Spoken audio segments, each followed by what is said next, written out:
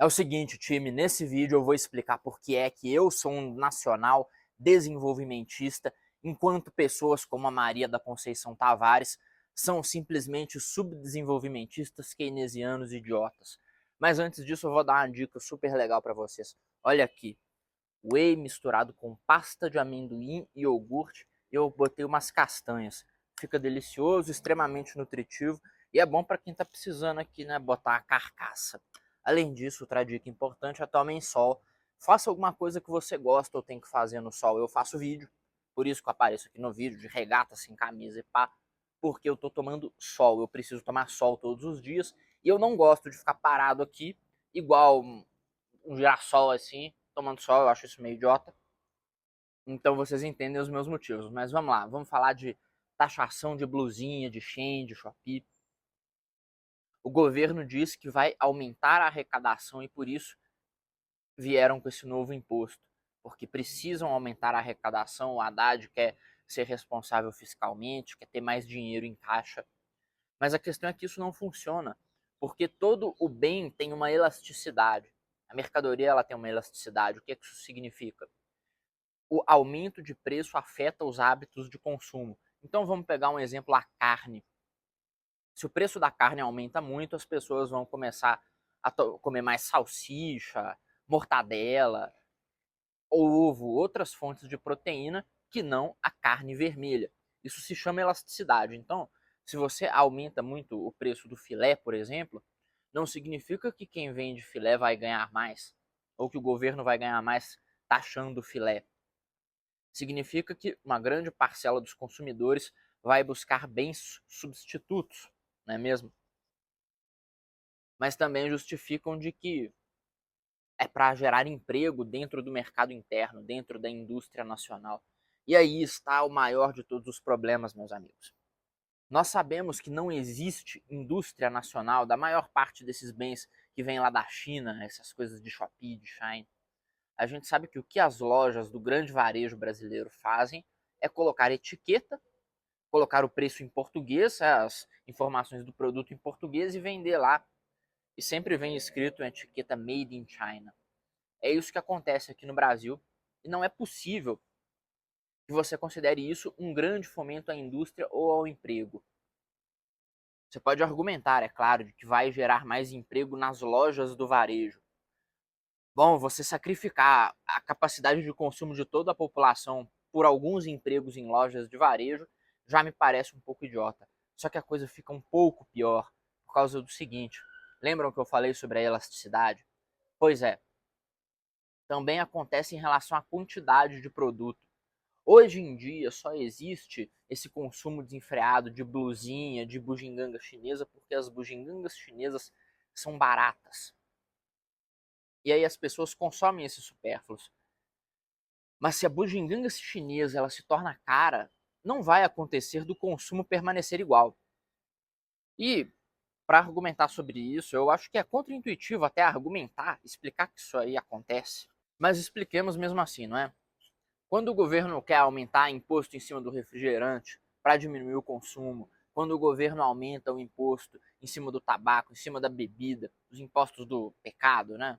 O governo, tocado por comunas satânicos, vai saber muito de pecado. Mas o governo vai e aumenta esses impostos para diminuir o consumo. Então, se o governo aumenta o imposto sobre as compras, ele quer que as compras diminuam. O que a gente poderia ter diversão um bom tempo aqui conversando a respeito do quanto seria bom as pessoas pararem com esse negócio de blusinha, de Shopee, esse monte de bobagem que eles compram. Até porque eu vejo algo de degenerado no universo consumidor dessas coisas, sabe? Pra mim, as pessoas interessadas demais em blusinha da Shein, essas porcarias, são todas degeneradas. Mas não é esse o tema do vídeo, não vamos falar sobre isso, né? Só que aí vamos falar de indústria nacional. Bom, os senadores que votaram a favor disso, teve até um discurso aí muito eloquente do Jorge Saif, dizendo que era para proteger a indústria nacional, que eles estavam sendo desenvolvimentistas. Eu ouvi a turma do tal do desenvolvimentismo defendendo isso aí. Eu digo que não, eles não são desenvolvimentistas. Essa turma odeia o progresso Eles apenas querem saber de taxação, empobrecimento das pessoas e fortalecimento de grandes oligarcas, sejam oligarcas industriais, os varejistas, oligarcas políticos. É só isso que interessa a eles. Porque quando uma lei dessa é aprovada, o que acontece? É formada uma ligação íntima entre o poder estabelecido do Estado e oligarcas varejistas que vão estar sempre recorrendo ao Estado e financiando esses políticos para que a situação se mantenha assim e o povo não possa verdadeiramente ter poder de consumo. Isso é o que acontece e é por isso que eu digo que eles são a favor do desenvolvimento de oligarcas e criminosos e não a favor do desenvolvimento do país e da população. E no início do vídeo eu disse que eu sou nacional desenvolvimentista, né? É claro que não. O nome significa isso mesmo, a gente idiota e keynesiana, mas o que eu quero dizer é que eu não acredito na ideia liberal básica de vantagem comparativa, em que faz sentido você levar a matéria-prima do Brasil, botar num navio, dar uma volta em meio mundo, chegar na China, processar e vender aqui de novo, porque lá é mais barato. Agora vamos diferenciar um pouco os pensamentos aqui. Acho que isso vai ser um pouco difícil de compreender, mas se você tem o QI de mais de 2 dígitos, você vai tirar de letra esse vídeo. Vamos lá, olha só. Os desenvolvimentistas que nós temos aí, essa turma do PT e tal, esses pseudo-nacionalistas, eles dizem que é preciso botar um imposto no produto que vem de fora para que o produto nacional seja competitivo. E aí o que eles fazem é encarecer esse produto, enriquecer o governo e colocar a indústria local numa situação de completo comodismo, que é uma indústria que não precisa competir de verdade. Tanto que, no caso do Brasil, nós nem temos uma indústria, nós temos um varejo que vai vender os bens vindos de fora.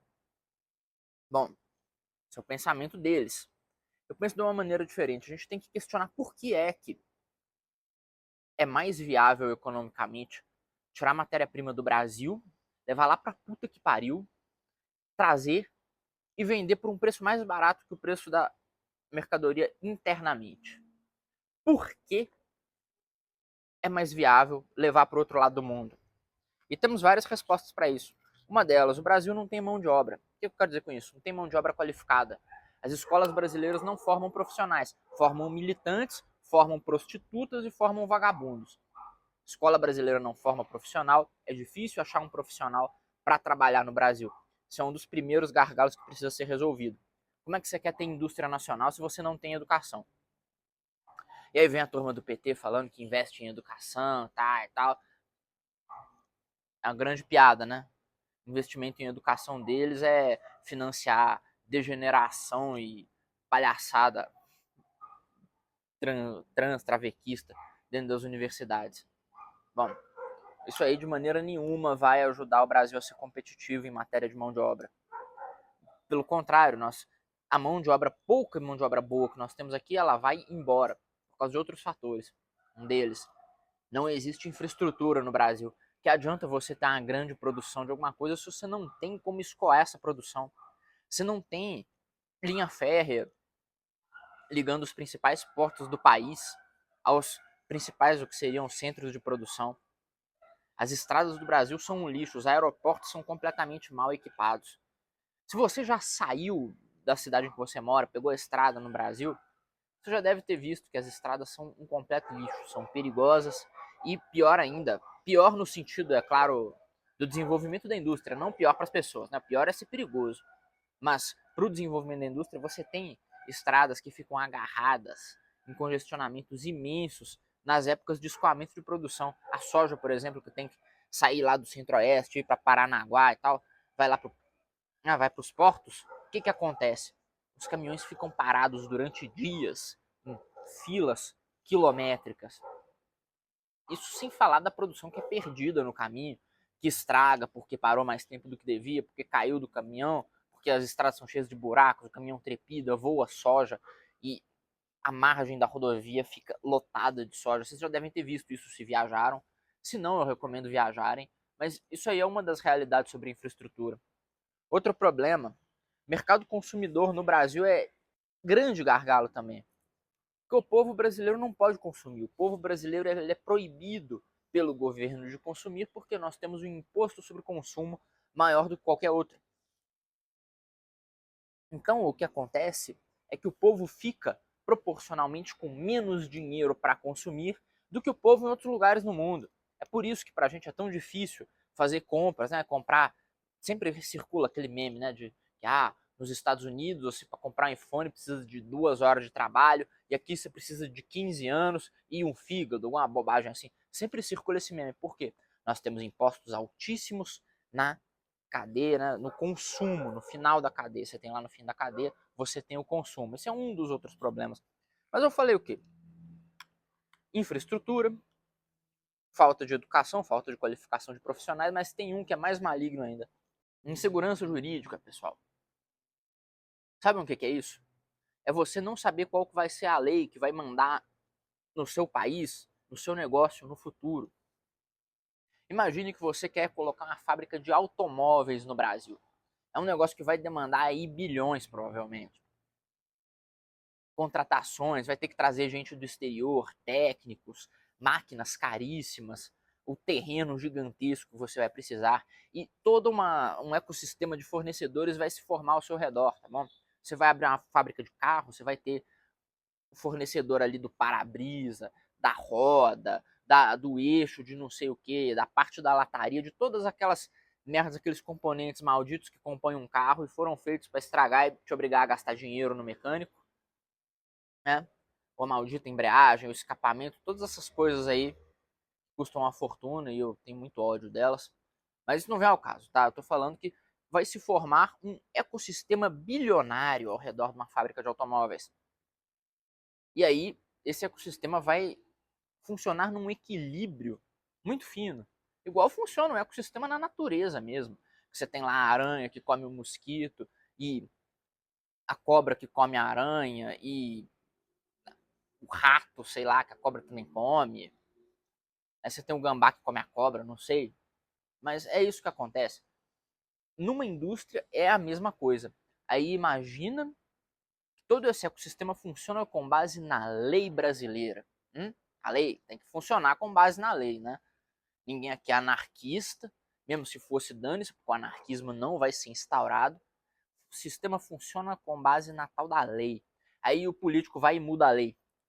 A cada mandato eles inventam uma lei, uma emenda, uma putaria diferente na Constituição. A Constituição brasileira é mais remendada que a cara daquele skin humano. Né? Mais remendada que a cara da Gretchen, a porcaria da Constituição. Sem falar na legislação tributária. Todo dia eles conseguem pensar numa nova norma tributária. Aí, cara, eu só consigo realmente conceber que isso seja uma obra do diabo, porque só o diabo, com a sua inteligência superior, a sua maldade quase infinita, poderia ser capaz de pensar numa nova ordem, né, numa nova legislação tributária, uma nova regrinha, todos o santo dia. Todo santo dia tem aí várias normas sendo editadas Brasil afora, então isso só pode ser obra do demônio. Nenhuma outra entidade seria capaz disso. Né? E quem propõe essas normas aí tá possuído pelo diabo. Eu acredito, assim, sem meme, sem sacanagem. Isso aqui não é sacanagem. Eu tô falando, tudo que eu tô falando aqui é sério, tá bom? Sou uma pessoa agradável, divertida, mas é tudo sério. Eu realmente acredito que quem acorda todo dia inventando uma legislação tributária nova tá possuído pelo capeta, realmente pelo chifrudo, o papai do chão, maldito. Eu realmente acredito nisso. E aí, eu acredito que talvez você não tenha entendido o que eu tô querendo dizer com insegurança jurídica, porque eu expliquei bastante, eu tergiversei muito nessa explicação, e você que, né, tem a mente lavada pelo TikTok Mind, você perdeu o fio da meada em algum momento.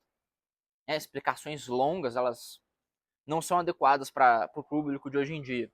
Seu cérebro foi completamente lavado. Mas eu vou explicar. Se a lei muda todos os dias, você não tem segurança para abrir um negócio de grande porte, tá bom? Assim, você tem menos negócios, menos oportunidades de contratação, as pessoas mais qualificadas vão embora e aí você tem um ciclo vicioso do mal de subdesenvolvimento. O que acontece? Não tem profissional, o profissional que se forma, ele vai embora porque aqui não tem indústria. Não tem indústria porque não tem segurança jurídica, não tem infraestrutura, não tem as condições básicas para você ter uma economia próspera no Brasil. Então, o que eu proponho, né? Vocês gostam de ouvir uma solução, apesar de que, não sei se alguém se mexeria para ir atrás de uma, para realmente pôr em prática. Mas vocês gostam de ouvir uma solução, porque vocês ouvem e parece que o mundo vai ser um lugar melhor depois que vocês ouvirem essa solução. Não vai ser. Mas pelo menos agora você vai ser amaldiçoado com conhecimento e vai saber o que pode ser feito. Vamos lá, o Brasil hoje ele tem um impacto federativo extremamente desleal, no qual os estados mais produtivos eles pagam para a União e recebem uma parcela ínfima daquilo que eles pagaram. O pior caso é de São Paulo, mas o Rio tem esse mesmo problema, Rio Grande do Sul, Minas Gerais, o Espírito Santo também. E esse dinheiro vai para as regiões menos desenvolvidas do país, ficam na mão de oligarcas corruptos e esses oligarcas se mantêm no poder e fazem com que as regiões em que eles mandam continuem subdesenvolvidas e pobres. Nenhuma dessas verbas vultuosas ela realmente é revertida em desenvolvimento da população. Tanto que nesses lugares, pega aí um Maranhão, Rio Grande do Norte, Piauí, etc., você vai ver os índices de analfabetismo explodindo, a infraestrutura pior do que o lixo, mesmo eles sendo os estados que recebem mais. Bom, os oligarcas dessas regiões fazem isso com o objetivo de escravizar a população mesmo. É o propósito, isso aí não é um acidente. Mas nesse vídeo eu vou dizer que eu não sou contrário a esse pacto federativo, eu não sou contrário a essa divisão. Mas eu acredito que se ela é feita, ela deve ser feita para construir um país e não para construir poder de oligarcas. Porque fazer um país é caro. Se você quiser derrubar o pacto federativo, acabar com esses repasses, tá bom, vamos dividir o país então, vamos fazer o sul ser uma coisa, o nordeste ser outra, divide tudo e pronto. Podemos fazer. Essa é a sua proposta, você é um separatista, você vai se unir com a sua turma de separatistas aí, vocês vão, sei lá, sentar em roda, tomar o leite do gaúcho, fazer essas coisas. Fica à vontade, não recrimino, mas essa não é a minha proposta. O que eu acredito é realmente um país de verdade que pode ser construído, um país grande, forte, um país, não um estado. O estado ele deve servir ao país, não ao contrário. O que a gente vê atualmente é isso. Você vê que o país ele serve ao estado, ou seja, as pessoas, os recursos naturais, os insumos produtivos, toda a nossas capabilities, elas servem ao estado de parasitas e burocratas, servem ao judiciário mais caro do mundo, servem a um bando de gaysistas filhos da puta que estão tentando, a cada dia que passa mais, transformar a educação em centros de formação e de doutrinação de militantes e transformar todo mundo em gay. Não é nisso que eu acredito. Eu acho que a máquina pública ela deve servir ao, estado, ao país. O Estado deve servir ao país, não ao contrário. Né? Você ainda quer ter um Estado, né? Se você quiser abolir isso aí também, bom, não conte comigo para fazer essa brincadeira aí, né? Pra fazer guerra contra o Estado. Mas vai lá, vai fundo. Vai fundo, se divirta. A questão é que o que precisamos no Brasil entender de uma vez por todas que sim, é possível resolver os problemas, sim, é possível desenvolver regiões como o Nordeste para que aquela população imensa que existe lá não seja mais dependente de Bolsa Família, mas sejam sim trabalhadores da grande indústria nacional. Mas para você ter uma grande indústria nacional, você não pode ter lei trabalhista ridícula, você não pode ter a falta de infraestrutura e de educação que o Brasil tem, e você não pode ter um sistema de justiça que é comandado na sua mais alta cúpula por facínoras que manipulam a eleição. Se você tem isso, você não tem segurança para ter a indústria, e aí o povo do Nordeste, que poderia ser o povo que vai trabalhar na grande e pujante indústria nacional, você tem esse povo vivendo de Bolsa Família, de esmola e, obviamente, se tornando escravo do governo, porque não existem alternativas para essas pessoas além do bolsa isso, bolsa aquilo e bolsa aquilo outro. Eu tô falando do Nordeste, eu falo do Centro-Oeste, falo do Sudeste também. Você tem um contingente populacional imenso que poderia estar trabalhando tanto em indústria quanto setor de serviços e etc. Mas você tem um país em que todos os setores produtivos são afugentados. Então essa é a minha proposta desenvolvimentista para vocês, tá bom? É nisso que eu acredito. É possível mudar as coisas, mas tem que arrumar a base primeiro.